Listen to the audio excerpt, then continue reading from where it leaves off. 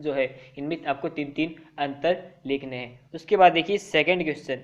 उसके बाद second question जो है आपका ये है कि सिंचाई की आधुनिक विधियों का वर्णन कीजिए। सिंचाई की जो आधुनिक विधियां हैं उनका आपको वर्णन करना है।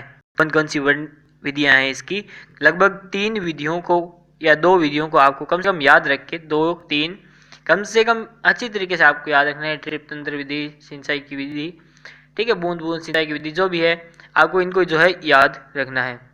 उसके बाद थर्ड प्रश्न, तीसरा प्रश्न जो है वो है ग्रेफाइट विद्युत का सुचालक है क्यों।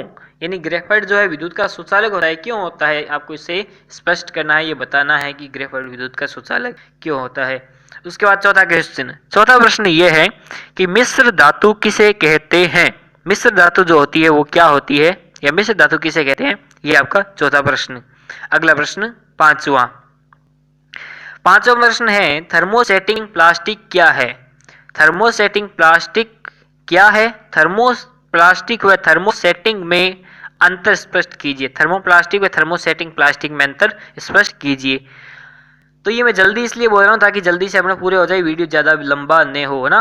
ओके, हाँ, अगला प्रश्न है छठा प्रश्न। छठा है निम्न को स्पष्ट करें, जिसमें पहला है बहुलकीकरण, दूसरा है नायलॉन, तीसरा है ऊष्माक्षेपी व ऊष्माशोषी अभिक्रिया, तीसरा है ऊष्माक्षेपी व ऊष्माशोषी अभिक्रिया, और चौथा है जैव अनिम्नीकरण।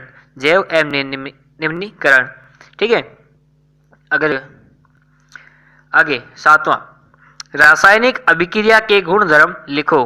रासायनिक अभिक्रिया के गुणधर्म लिखो। आठवां, कार्बन डाइऑक्साइड CO2 गैस प्रवाहित करने पर चूने का पानी दूधिया हो जाता है क्यों।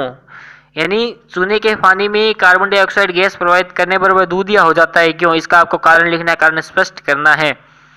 अगला प्रश्न नौवां प्रश्न, अगला प्रश्न यह है निम्न को स्पष्ट करें। पहला है इसमें रेड डाटा बुक, लाल किताब, लाल आंकड़ों की किताब जो है, इसको स्पष्ट करना है ये क्या होती है। और सेकंड पॉइंट है इसमें, दूसरा पॉइंट वो है जैव विविधता व हॉटस्पॉट। जैव विविधता व हॉटस्पॉट क्या है, इसको भी आपको स्पष्ट करना है ना। प्रश्न ये दे रखा, निम्न को स्पष्ट कीजिए। अगला 10वां, वनोन्मूलन के कारण व दुष्परिणाम पर लेख लिखिए। वनोन्मूलन के क्या कारण है, इनके क्या दुष्परिणाम है, इस पर आपको जो है लेख लिखना है। लगभग, लेख का मतलब होता है लगभग 1 से 1.5 पेज बोर्ड की कॉपी का।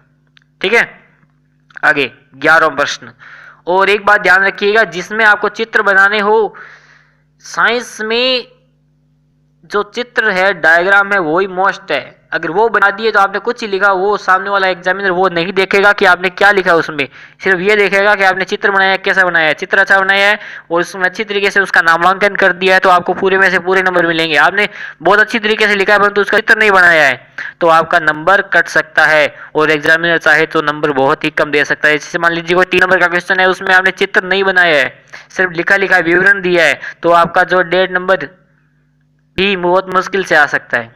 ठीक है, अगला प्रश्न, हाँ, अगला प्रश्न है अलैंगिक जनन को उदाहरण सहित समझाइए। अलैंगिक जनन क्या होता है, इसका उदाहरण देना है। उदाहरण दो तो ध्यान रखना कि इसके अंदर जहां पर चित्र क्या आ सकता है वहां पे चित्र जरूर बनाए, नामांकन वाला, यानी सचित्र नामांकन करना है चित्र का।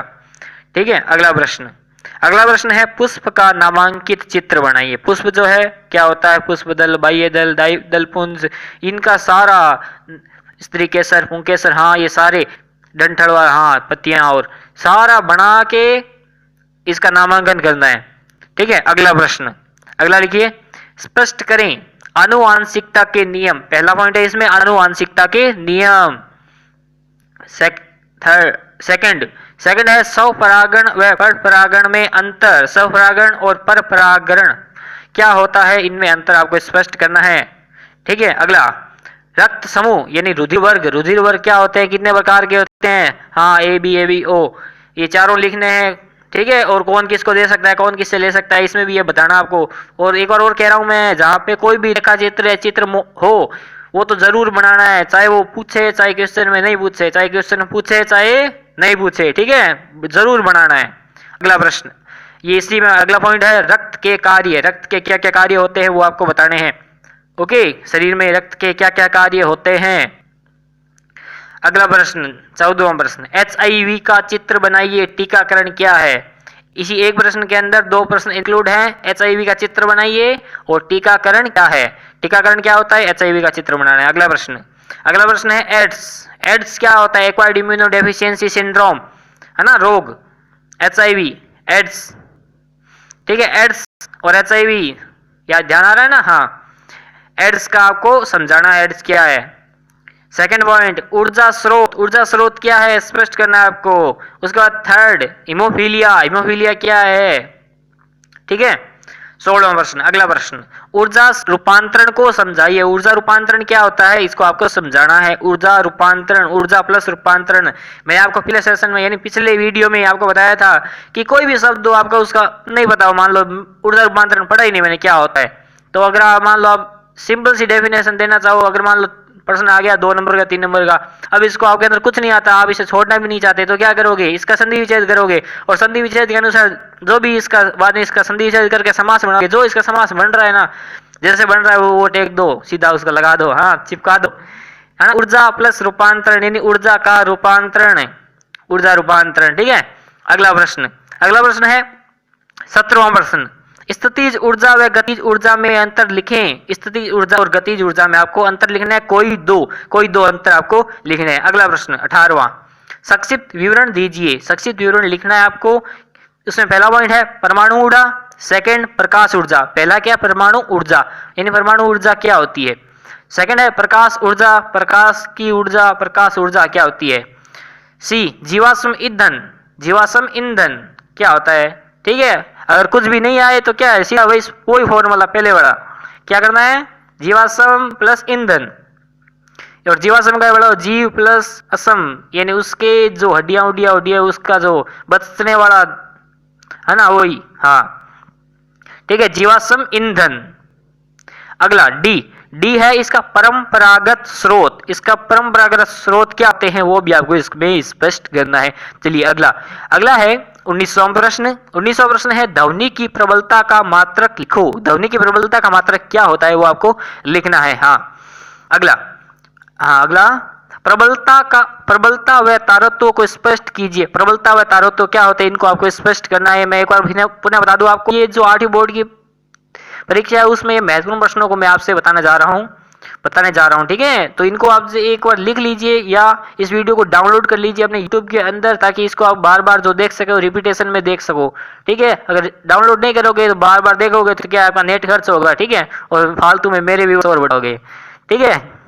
अच्छा व्यूअर्स आ गया तो अगर चैनल अच्छा लगा हो, वीडियो अच्छा लगा हो तो प्लीज लाइक कर दीजिएगा और अपने दोस्तों के साथ भी इसको शेयर कर दीजिएगा जो 8वीं में हो, ठीक है। 10वीं वालों को परेशान मत करना। चलो आगे 21वां प्रश्न है कान की संरचना का सचित्र वर्णन कीजिए। देखो प्रश्न मैंने दे दिया सचित्र वर्णन कीजिए, और लेकिन वो एग्जाम में शायद ऐसा नहीं आए कि एग्जाम में सीधे आ जाए कान की संरचना का वर्णन कीजिए। तो आपको क्या है कि इसका चित्र जो है जरूर बनाना है, चित्र इसका जरूर बनाना है आपको, ठीक है। कान की संरचना का सचित्र वर्णन कीजिए, ठीक है। सचित्र वर्णन करना है इसका, संरचना बना के नाम नूम लिख के। अगर संरचना बना के नाम नूम लिख दिया ना तो इसका मतलब क्या है कि आपने आधा काम तो वहीं पूरा कर दिया, आधे से ज्यादा काम कर दिया, क्योंकि संरचना बना के चित्र बना के उसका नाम लिख दिए तो इसका मतलब क्या, कौन सा अंग कहाँ स्थित है वो आपने चित्र में बता दिया है, वही आप वहां लिख सकते हो विवरण में। इतना कर दिया ना तो आपको नंबर मिल जाएंगे पूरे, ठीक है। और कुछ बातें होती है जो चित्र के अंदर नहीं बताई जाती वो आप विवरण में लिख सकते हो, फिर एग्जामिनर नंबर देगा ही देगा, कहाँ काटेगा ना। ऐसे मत सोचो कि यार करके तो 60 नंबर का आया हूँ, पता नहीं अब वो देगा कितना। ऐसे नहीं किया, मैं 60 का करके आया हूँ तो किसी माइकल लाल में हिम्मत नहीं है कि वो 60 ही से कम मेरे को दे दे। 60 का 60 ही देगा ना, मोदी जी ने कहा था थोड़े दिन पहले ही। चलिए आगे मानव वाक यंत्र का सचित्र वर्णन कीजिए। मानव वाक यंत्र क्या है, वाक यंत्र स्वर यंत्र बोलने वाले, जैसे मैं बोल रहा हूँ वो वाक यंत्र को स्पष्ट कीजिए, सचित्र वर्णन कीजिए, है ना, चित्र बनाना है जरूर। हाँ अगला प्रश्न, तीनों माध्यम में ध्वनि का चाल बताइए। यानी ध्वनि की जो चाल है वो तीनों माध्यम में बतानी है। तीनों माध्यम में ठोस, द्रव, गैस, इन तीनों में ध्वनि की चाल क्या होती है, किस में तेज होती है, किस में धीरे होती है ना, किस में शून्य होती है, किसी में होती ही नहीं है, तो किस में क्या कैसी होती है, क्या स्थिति होती है, किसी उसकी प्रकृति होती है, वो आपको इसके अंदर बतानी है। हाँ एक बात और देखो, ये क्वेश्चन जो है थोड़ा घुमा के बताए हुए है, तो इनमें ना आपको अटकना नहीं है।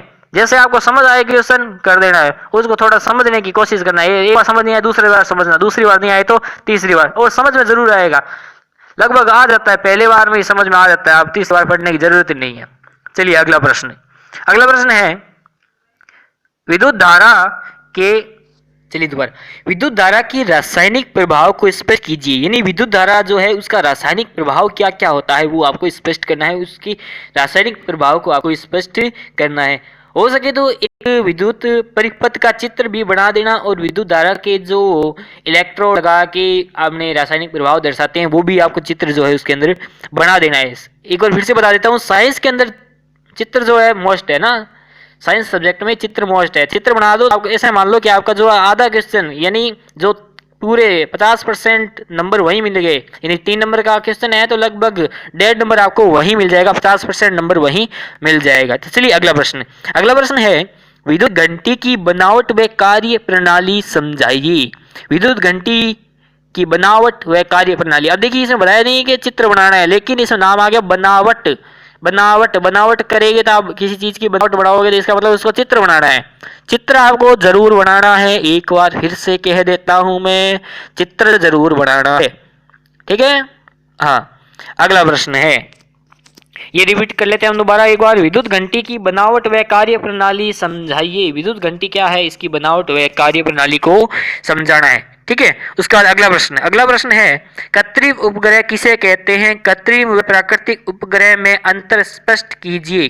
कृत्रिम उपग्रह किसे कहते हैं, वह कृत्रिम उपग्रह व प्राकृतिक उपग्रह में अंतर स्पष्ट कीजिए।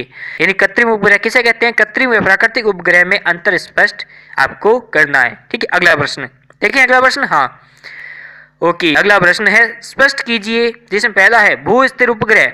भू स्थिर उपग्रह, ठीक है, भू स्थिर, भू यानी धरती, स्थिर यानी स्थिर, उपग्रह यानी धरती के संपर्क में रहने वाले उपग्रह, भू स्थिर उपग्रह, धरती भू स्थिर, ठीक है। अगला पलायन वेग। पलायन वेग का मतलब पलायन वेग, यानी किसी चीज को जितनी जोर से फेंका जाता है वो उसका पलायन वेग। एक गेंद फेंकी मैंने 5 किलोमीटर प्रति घंटा की रफ्तार से, तो वो उसका पलायन वेग हो गया। हाँ ऐसे है ना, पलायन वेग। हाँ ऐसे संधि विच्छेद करके समास बना के कर देना, समझ नहीं आए कुछ। और उसके बाद ई कॉमर्स, ठीक है, ई कॉमर्स, ई इंटरनेट के माध्यम से, हाँ ई कॉमर्स गणना वाला। हाँ अगला प्रश्न, अगला है 28वां, सूचना प्रौद्योगिकी का परिभाषित कीजिए। सूचना प्रौद्योगिकी क्या होता है, इसको परिभाषित आपको करना है, सूचना प्रौद्योगिकी।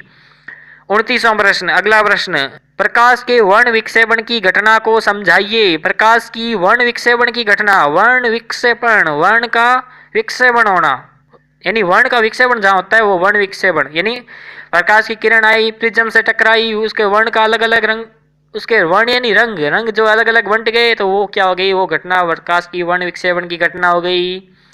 एक बात और ध्यान रखना इसी के अंदर है, जैसे आपको क्वेश्चन ये पूछ ले कि प्रकाश के सातों रंगों को अगर मिला दिया जाए तो कौन सा रंग बनेगा। अगर प्रकाश के सातों रंगों को मिला दिया जाए तो जो रंग बनेगा वो होता है सफेद। आप देखते होंगे प्रकाश की एक सफेद किरण आती है, वो प्रिज्म में से जाती है, फिर 7 रंग बनते हैं।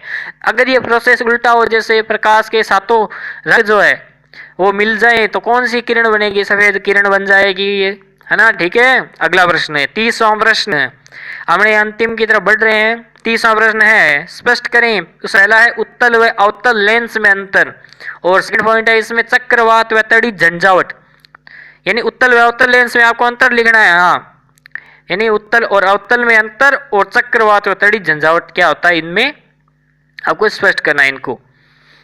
ओके, अगला अपवर्तनांक को स्पष्ट करें। अपवर्तनांक क्या होता है, आपको इसको स्पष्ट करना है। अगला प्रश्न 33, अम्ल वर्षा किसे कहते हैं। अम्ल वर्षा क्या होती है ये आपको बताना है, और बचने के उपाय, और इससे बचने के उपाय भी आपको बताने हैं इसके अंदर, ठीक है। और उदाहरण भी दे देना आप कोई भी, जैसे ताजमहल वाला या कुछ भी, ठीक है। हाँ आगे अगला 33वां प्रश्न, विश्व उष्णन किसे कहते हैं। विश्व उष्णन, जैसे अपने ज्यादातर क्या है कि इसमें इंग्लिश का शब्द यूज लेते हैं। विश्व उष्णन होता है ग्लोबल वार्मिंग, तो ग्लोबल वार्मिंग क्या होता है आपको इसमें बताना है, ठीक है। चलिए अगले प्रश्न की तरफ चलते हैं। अगला प्रश्न है 34वां प्रश्न। अगला प्रश्न है 34वां प्रश्न, और वो है कोयले के विभिन्न प्रकारों को समझाइए। कोयले के विभिन्न प्रकार उनको स्पष्ट करना है। कोयले कौन कौन से प्रकार हैं, कार्बन की मात्रा के आधार पर याद करना, ठीक है ना, ताकि दोनों तरीके से काम आ जाए। प्रश्न यही पूछ ले, कार्बन की मात्रा के आधार पर कोयले के प्रकारों को लिखिए। तो पहले सबसे ज्यादा वाला, कम वाला, कम वाला, कम वाला, फिर ऐसे लिखना है। नहीं अब कोयले के प्रकार सीधे पूछ ले तो भी वैसे याद रखना और लिख देना, पीट, लिग्नाइट, बिटुमनी और एंथ्रासाइट। बिटुमनी को बिटुमिन्स भी कहते हैं, ठीक है, ऐसा, हाँ, कंफ्यूज मत होना। अगला प्रश्न और लास्ट प्रश्न, अगला प्रश्न और लास्ट प्रश्न वो ये है, हीरे की संरचना को समझाइए, यानी हीरे की संरचना को स्पष्ट कीजिए। हीरा क्या होता है, इसकी संरचना बनानी है और इसको स्पष्ट करना है, ठीक है। नाम लिख के, कौन कौन कितने कोण का है, कहाँ एमस्ट्रॉन्ग और कितने क्या चलते हैं, सारा कुछ लिख के, ठीक है, आपको इसमें स्पष्ट करना है। चलिए ये हो गया हमारी 8वीं क्लास के कुछ महत्वपूर्ण क्वेश्चन जो परीक्षा की दृष्टि से बहुत महत्वपूर्ण है, क्योंकि ये प्रश्न जो है ब्लूप्रिंट के आधार पर बनाए गए हैं और शिक्षाविदों के द्वारा बनाए गए हैं। तो फिर आपको ये जो है क्वेश्चंस कैसे लगे, आप हमें अभी बता सकते हैं कि आपके जो क्वेश्चंस हैं इनमें कितने आपके क्वेश्चंस क्लियर हैं, वो हमें आप जरूर बताइए कि और कितने क्वेश्चन क्या आप इन क्वेश्चनों को कितनी देर में जो है पूर्ण कर सकते हो। एक बार परीक्षा में जाने से पहले इनको पूर्ण जरूर कर लेना।